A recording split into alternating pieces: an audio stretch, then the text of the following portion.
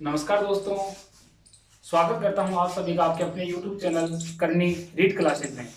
दोस्तों, आज के इस वीडियो के अंतर्गत हम दो महत्वपूर्ण टॉपिक्स के ऊपर चर्चा करेंगे, जिसके अंतर्गत आपका जो सबसे पहला जो टॉपिक रहेगा वो रहेगा आपका रीड लेवल 2 साइंस मैथ का जो सिलेबस है और जो उसका एग्जाम पैटर्न है वो कैसा रहेगा, किस किस प्रकार के क्वेश्चन है वो एग्जाम के अंतर्गत पूछे गए हैं और आगे किस तरह के क्वेश्चन है वो पूछे जा सकते हैं, उनके ऊपर हमारी चर्चा रहेगी।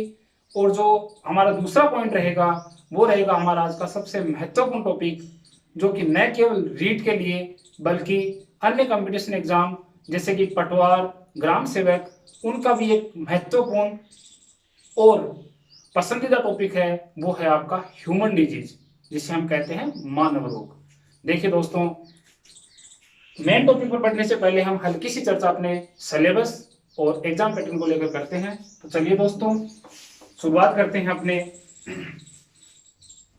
सिलेबस के। देखिए दोस्तों, रीट लेवल 2 साइंस मैथ का जो एग्जाम पैटर्न है उसके अंतर्गत टोटल आपसे 150 क्वेश्चन है वो पूछे जाएंगे।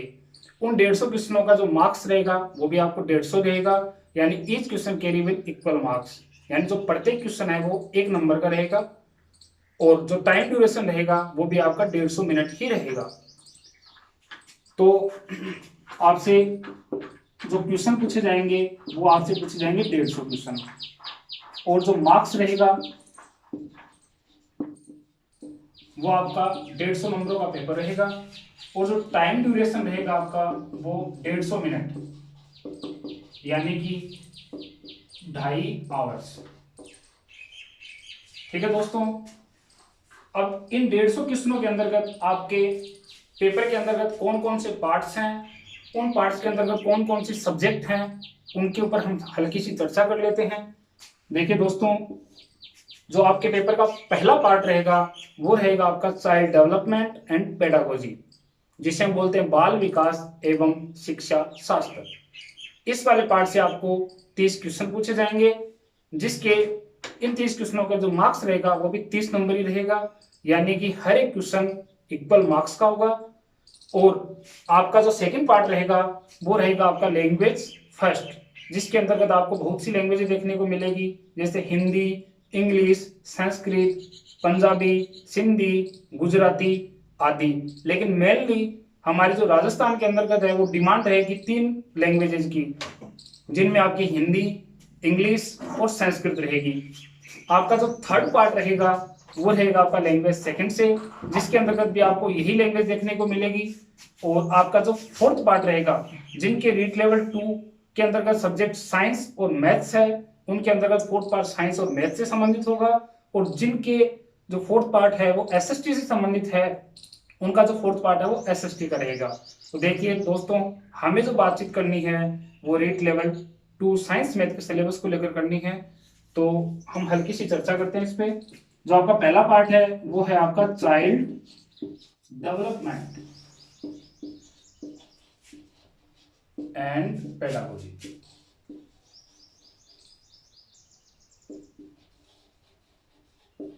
जिसे हम बोलते हैं बाल विकास एवं शिक्षा शास्त्र। शिक्षा शास्त्र, इस वाले पार्ट से आपको टोटल क्वेश्चन है वो 30 पूछे जाएंगे और इसका जो मार्क्स रहेंगे वो 30 नंबर रहेंगे। आपका जो सेकंड पार्ट रहेगा वो रहेगा लैंग्वेज फर्स्ट, जिसके अंतर्गत मेनली 3 सब्जेक्ट्स आती है आपकी लैंग्वेज हिंदी, आपकी इंग्लिश और संस्कृत। इसके अंतर्गत भी आपके 30 क्वेश्चन होंगे और इन 30 क्वेश्चनों के जो मार्क्स होंगे वो 30 रहेंगे। आपका जो थर्ड पार्ट रहेगा वो रहेगा लैंग्वेज सेकंड, जिसके अंतर्गत भी यही तीनों लैंग्वेज आएंगी। मेनली और भी लैंग्वेज होती है, लेकिन हमारे राजस्थान के अंतर्गत इन्हीं 3 लैंग्वेज की डिमांड रहती है, हिंदी, इंग्लिश और संस्कृत। ये वाला पार्ट भी आपका 30 क्वेश्चन आएंगे इसके अंतर्गत और 30 ही मार्क्स का रहेगा। और बात करूं मैं चौथे पार्ट की, तो जिनके लेवल 2 के अंदर सब्जेक्ट साइंस मैथ है उनका फोर्थ पार्ट साइंस मैथ से संबंधित होगा, साइंस एंड मैथ्स।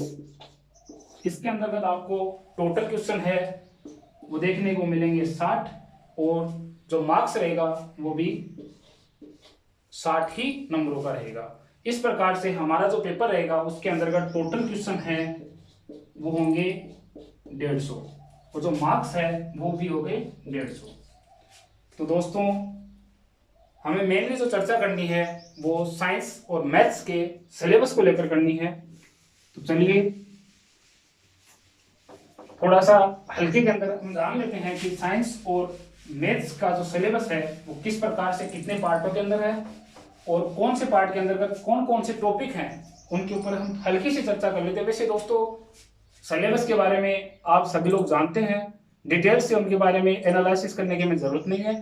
हम इतना जान लेते हैं कि भाई टॉपिक कौन कौन से हैं, कौन कौन से टॉपिक के अंतर्गत से कौन किस किस प्रकार के क्वेश्चन आते हैं और कैसे कैसे टाइप के क्वेश्चन बनते हैं। तो देखिए दोस्तों बात करते हैं हम साइंस की। साइंस के अंतर्गत आपको टोटल क्वेश्चन है वो 30 देखने को मिलेंगे, जिसके अंतर्गत आपको इन 30 क्वेश्चनों में से 20 क्वेश्चन तो साइंस के जनरल नॉलेज के होंगे, और आपके जो 10 क्वेश्चन है वो होंगे आपके टीचिंग मेथड के। ये 10 क्वेश्चन टीचिंग मेथड के और ये 20 क्वेश्चन रहेंगे आपके साइंस जनरल नॉलेज। अब इन 20 क्वेश्चनों के भी पार्ट्स के अंतर्गत डिवाइडेड किया गया है। उन पार्ट्स के अंतर्गत आपके 4 पार्ट्स आते हैं। इसके अंतर्गत जो पहला पार्ट है वो है आपका बायो से संबंधित। इसके अंतर्गत बायो से संबंधित पार्ट्स के अंदर से आपसे 5 क्वेश्चन पूछे जाएंगे। इसके बाद आएगा आपका फिजिक्स से रिलेटेड, जिसके अंतर्गत से अभी आपको 5 क्वेश्चन पूछे जाएंगे। इसके बाद आपका आएगा केमिस्ट्री, इसके अंदर से भी आपको 5 क्वेश्चन पूछे जाएंगे। और इसके बाद आपका जो लास्ट पार्ट है वो है आपका साइंस एंड टेक्नोलॉजी, इसके अंदर से भी आपको 5 ही क्वेश्चन पूछे जाएंगे, और जो 10 क्वेश्चन है वो आपको पूछे जाएंगे टीचिंग मेथड से। तो इस प्रकार से दोस्तों हमारे इस साइंस के सिलेबस के अंतर्गत इस प्रकार से 30 क्वेश्चनों का जो रहेगा अपना वो इस प्रकार से डिवाइडेड रहेगा। और इन 30 क्वेश्चनों के अंतर्गत जो बायो वाले पार्ट से हैं उसकी हम आज चर्चा करेंगे। उसके बाद जैसे जैसे हम फिजिक्स और केमिस्ट्री वाला पार्ट करेंगे उसी के साथ उसका भी सिलेबस हम थोड़ा सा देख लेंगे। देखिए दोस्तों आज हमारा जो टॉपिक है वो बायो का एक महत्वपूर्ण टॉपिक है, इसलिए हम आज केवल बायो की जो सिलेबस है उसकी चर्चा कर रहे हैं। तो जो बायो का सिलेबस है उसमें आपके टोटल 5 टॉपिक हैं। इन 5 टॉपिकों में से आपका जो पहला टॉपिक है वो है आपका लिविंग और नॉन लिविंग, जिसके अंतर्गत आपको सजीव क्या है, निर्जीव क्या है, इनकी पहचान क्या है, इनके बीच अंतर क्या है, ये सब देखने को मिलेगा। इसके बाद जो आपका आएगा वो आएगा आपका माइक्रो ऑर्गेनिज्म, जिसके अंतर्गत आपको सूक्ष्म जीव जैसे जीवाणु, विषाणु, उनकी संरचना, उनके लक्षण, लाभकारी और हानिकारक जो बैक्टीरिया होते हैं वो मानव को किस प्रकार से प्रभावित करते हैं उनके बारे में हम देखेंगे। उसके बाद आपका जो थर्ड पार्ट रहेगा वो प्लांट फिजियोलॉजी से रहेगा, जिसके अंतर्गत आपको जो प्लांट्स होते हैं उनके टाइप्स, प्लांट्स के अंतर्गत रेस्पिरेशन, उनके अंदर फोटोसिंथेसिस किस प्रकार से होता है, उनके अंदर एक्सेलेरेशन किस प्रकार से होता है, इसके बारे में जानेंगे। जो आपका फोर्थ पार्ट रहेगा वो रहेगा ह्यूमन बॉडी एंड हेल्थ, जिसके अंतर्गत मानव शरीर के जो विभिन्न तंत्र होते हैं उनके बारे में देखेंगे, और जो मानव शरीर के विभिन्न तंत्रों को जो बैक्टीरिया और जो वायरस डिजीज करते हैं उनके बारे में हम अध्ययन करेंगे। और उसके बाद जो आपका मानव के जो प्रमुख भोजन के अवयव हैं उनके बारे में भी हम यहाँ पे पढ़ेंगे। उसके बाद जो आपका फिफ्थ पार्ट आता है वो आता है आपका जंतु प्रजनन और किशोर अवस्था, जिसके अंतर्गत हम जनन की विधियां, आपका लैंगिक जनन, अलैंगिक जनन, जनन में हार्मोन की भूमिका आदि के बारे में देखेंगे। तो चलिए दोस्तों आज जो हमारा जो टॉपिक रहेगा वो रहेगा ह्यूमन बॉडी एंड हेल्थ वाले चैप्टर से। यह जो टॉपिक लेने का हमारा मेन मकसद ये था कि एक तो यह टॉपिक रीट का सबसे फेवरेट टॉपिक है, इवन रीट नहीं बल्कि और भी कंपटीशन एग्जाम का फेवरेट टॉपिक है, क्योंकि पिछले जो प्रीवियस ईयर के जो पेपर का अगर हम एनालिसिस करके देखें तो हर पेपर के अंतर्गत इस टॉपिक से कम 2 या 3 क्वेश्चन है वो पूछे जा रहे हैं। तो चलिए दोस्तों शुरुआत करते हैं। अपने टॉपिक की, जिसका नाम है ह्यूमन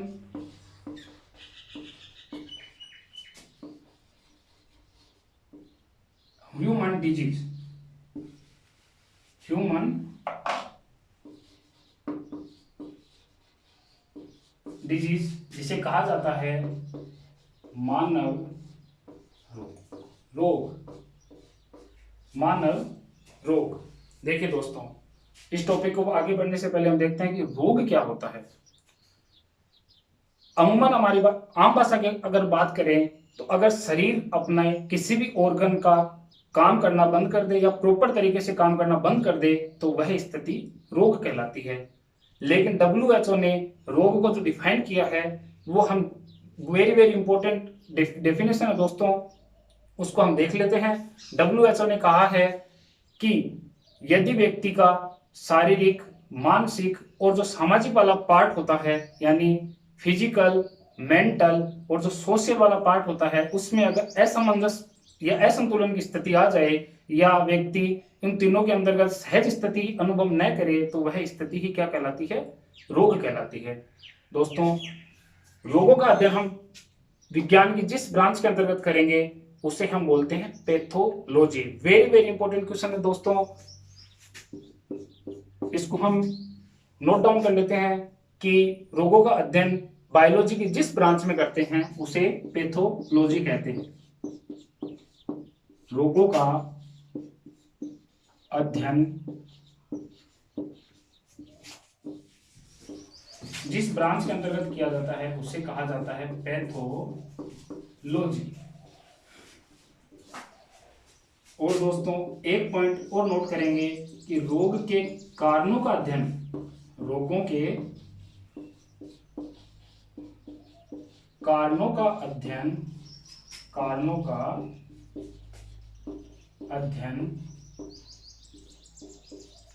हम साइंस की जिस ब्रांच के अंतर्गत करेंगे उसे ईटियोलॉजी के नाम से जाना जाता है। किस नाम से जाना जाता है? ईटियोलॉजी। ईटियोलॉजी। अब दोस्तों, एक बात और कर लेते हैं। वैसे ये क्वेश्चन पूछा नहीं गया है, लेकिन अपनी नॉलेज के लिए हो सकता है कि आगे के एग्जाम को अंदर इस क्वेश्चन को पूछ लिया जाए कि हॉस्पिटलिटी के जनक किसको कहा जाता है, यानी कि चिकित्सा विज्ञान के पितामह के नाम से किसको जानते हैं। तो दोस्तों, एक महान जो चिकित्सक रहे हैं उनका नाम है हिप्पोक्रेटस। हिप्पोक्रेटस को चिकित्सा विज्ञान के पितामह के नाम से भी जाना जाता है। चिकित्सा विज्ञान के पितामह,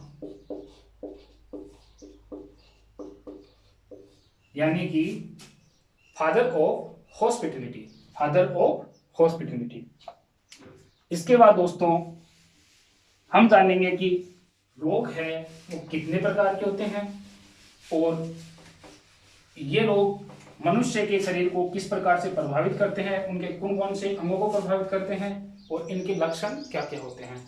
तो दोस्तों, टाइप्स ऑफ डिजीज,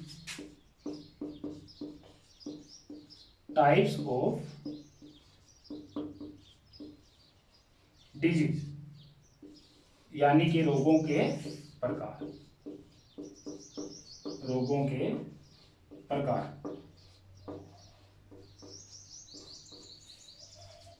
दोस्तों, रोगों को मुख्य रूप से दो पार्ट्स के अंतर्गत डिवाइड किया गया है। एक होता है आपका जन्मजात रोग और एक होता है आपका उपार्जित रोग। जन्मजात रोग वे रोग होते हैं जो बच्चों के अंदर जन्म से ही पाए जाते हैं, यानी कि जब बच्चा माँ के गर्भ के अंदर विकसित हो रहा होता है या विकासशील रहता है, उस समय किसी कारण की वजह से, वो कारण बाहरी वातावरणीय हो सकते हैं या पोषणीय कारक भी हो सकते हैं या कोई अन्य कारण जेनेटिक प्रॉब्लम भी हो सकती है, उसकी वजह से जो रोग होते हैं उन्हें हम जन्मजात रोग के नाम से जानते हैं। और बच्चा जन्म लेने के बाद जिन लोगों को अपने भावी जीवन में जिन रोगों से ग्रस्त हो जाता है उन्हें हम उपार्जित रोग के नाम से जानते हैं। तो दोस्तों, रोग दो प्रकार के होते हैं मुख्य रूप से। एक होता है आपका जन्मजात रोग जन्मजात रोग, जिसे हम बोलते हैं कॉन्जेनाइटल डिजीज।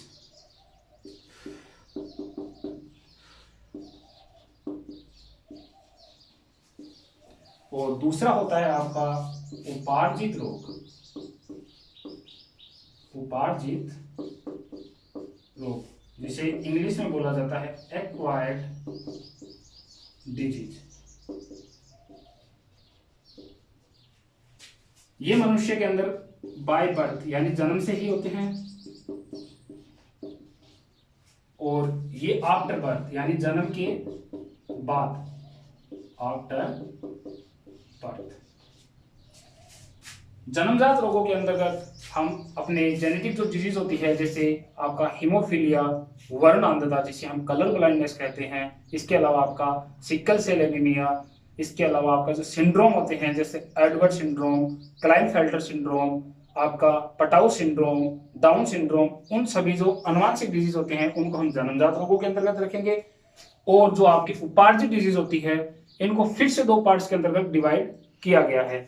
तो देखिए दोस्तों, आपका जो जन्मजात रोग होता है उसके अंतर्गत आनुवांशिक डिजीज, आनुवांशिक रोग, एग्जाम्पल के तौर पे हम देखेंगे हीमोफीलिया। दोस्तों, इस हीमोफीलिया रोग को शाही रोग के नाम से भी जाना जाता है, क्योंकि यह महारानी विक्टोरिया के वंश में था।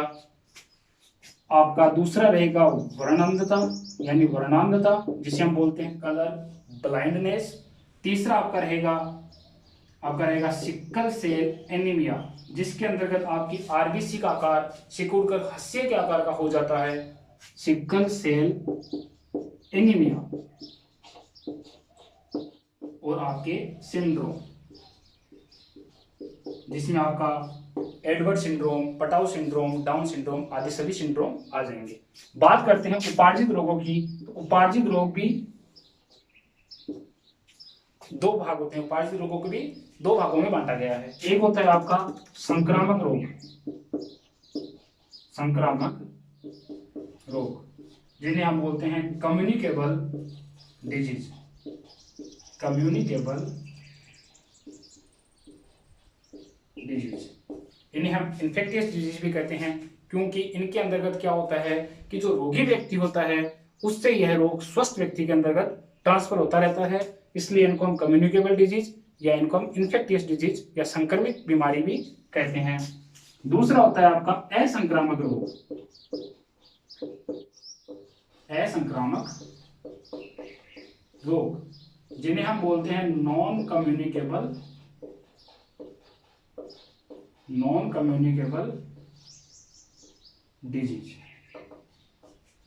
असंक्रामक रोग, जिसके अंतर्गत रोगी व्यक्ति से यह रोग स्वस्थ व्यक्ति के अंतर्गत ट्रांसफर नहीं होते, यह जिस व्यक्ति को हो जाते हैं उसी तक सीमित रहते हैं, इसलिए इनको हम असंक्रामक रोग के नाम से जानते हैं।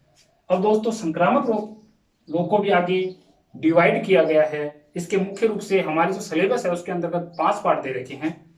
तो इसके 5 पार्ट्स होते हैं। एक नंबर क्या था आपका बैक्टीरियल डिजीज,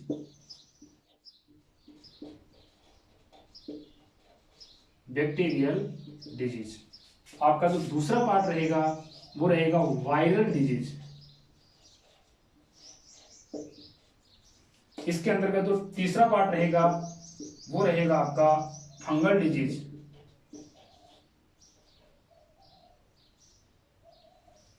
फंगल डिजीज यानी कवक जनित रोग, फंगल डिजीज। इसके अंतर्गत जो 4 टाइप के जो रोग्स आते हैं वो होते हैं आपके protozoal disease, protozoal disease, protozoal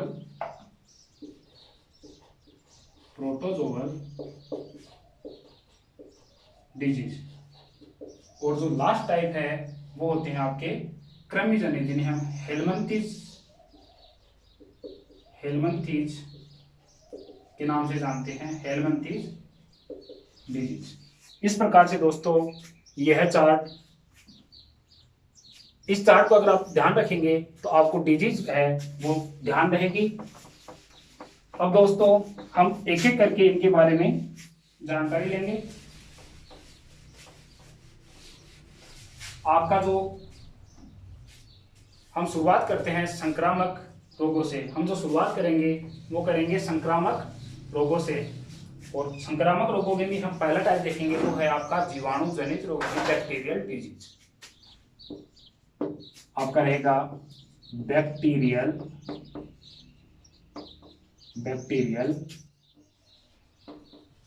disease, जिसे हम बोलते हैं जीवाणु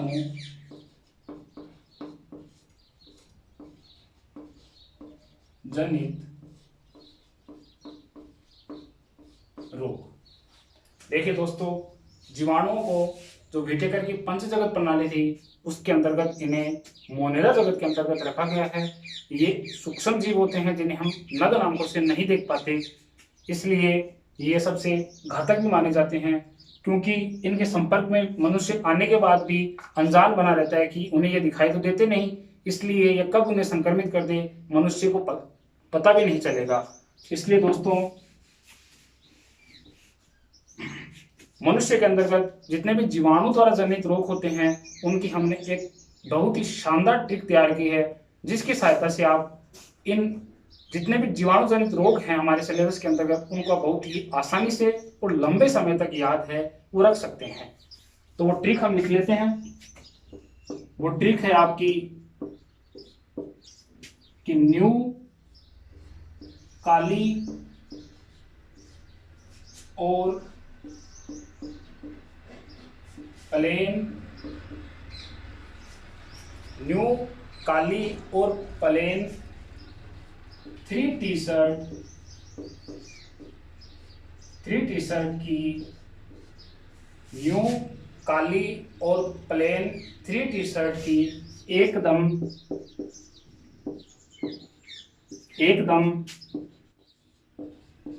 फुल डिमांड। So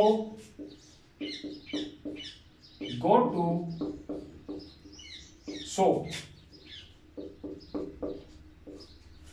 हमारी जो ट्रिक है वो है न्यू काली और प्लेन 3 टी-शर्ट की एकदम full demand, so go to shop. अब देखिए दोस्तों, इनके अंतर्गत हम रोग जो हमारे रोग हो रहे हैं उनको हम किस प्रकार से रखेंगे। देखिए, न्यू से बनता है आपका न्यूमोनिया, न्यू से होगा आपका न्यूमोनिया। का से आपका होगा कोड, जिसे हम लेप्रोसी या कुष्ठ के नाम से भी, लेप्रोसी या कुष्ठ के नाम से भी जानते हैं। उसके बाद आपका जो ये काली, ये पूरा नाम लेके आप बना देंगे काली खांसी,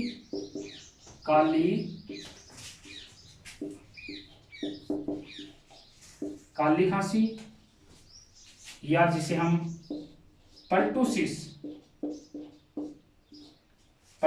काली खांसी या कुकर खांसी या वूपिंग कफ के नाम से भी जानते हैं, ये हो जाएगा। फिर आपका जो प्लेन है इसके नाम से आएगा प्लेग, जिसने हिंदुस्तान के अंतर्गत बहुत ही भारी तबाही मचाई थी,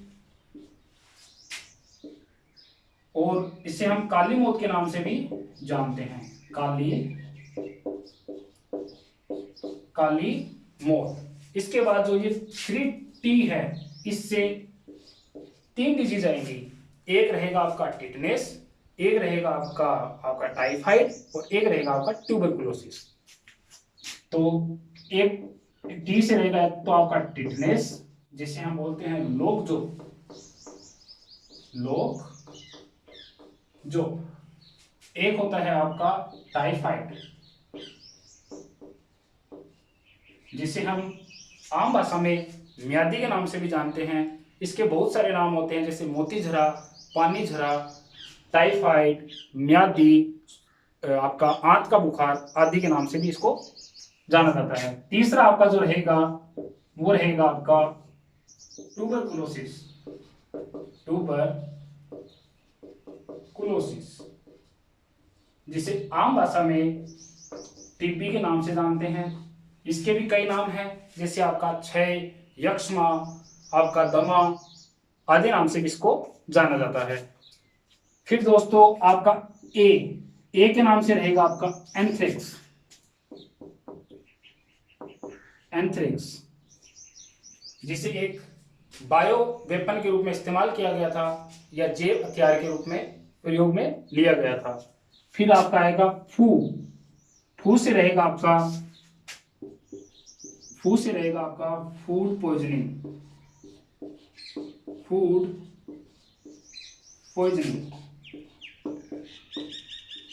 जिसे हम बोटुलिज्म के नाम से भी जानते हैं, बोटुलिज्म।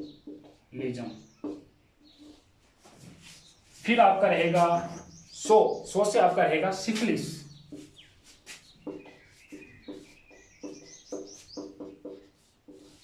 गो से रहेगा आपका गोनोरिया।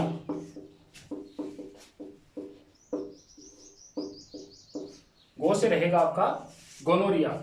तो दोस्तों आज के इस वीडियो में हमने क्या क्या पढ़ा। हमने देखा कि रोग क्या है, रोगों के प्रकार क्या क्या है, जन्मजात रोग किसे कहते हैं, उपार्जित रोग किसे कहा जाता है, और साथ में हमने बैक्टीरिया के द्वारा कौन कौन से जो डिजीज हो रही है वो कौन कौन से हैं। नेक्स्ट वीडियो के अंतर्गत हम एक एक बैक्टीरियल डिजीज को विस्तार से पढ़ेंगे और साथ में यह भी जानेंगे कि इनके द्वारा मानव के अंतर्गत कौन कौन से लक्षण पैदा होते हैं और कौन कौन सा अंग इनके द्वारा प्रभावित है वो किया जाता है। तो दोस्तों अगर आपको आज की क्लास पसंद आई तो इसे लाइक और शेयर जरूर कीजिए और हमारे चैनल को सब्सक्राइब कीजिएगा, ताकि हमें जितने ज़्यादा सब्सक्राइबर बढ़ेंगे हमें उतनी ही ऊर्जा मिलेगी और हम और अच्छा कंटेंट लेकर आपके सामने उपस्थित होंगे। तब तक के लिए धन्यवाद। जय हिंद, जय भारत।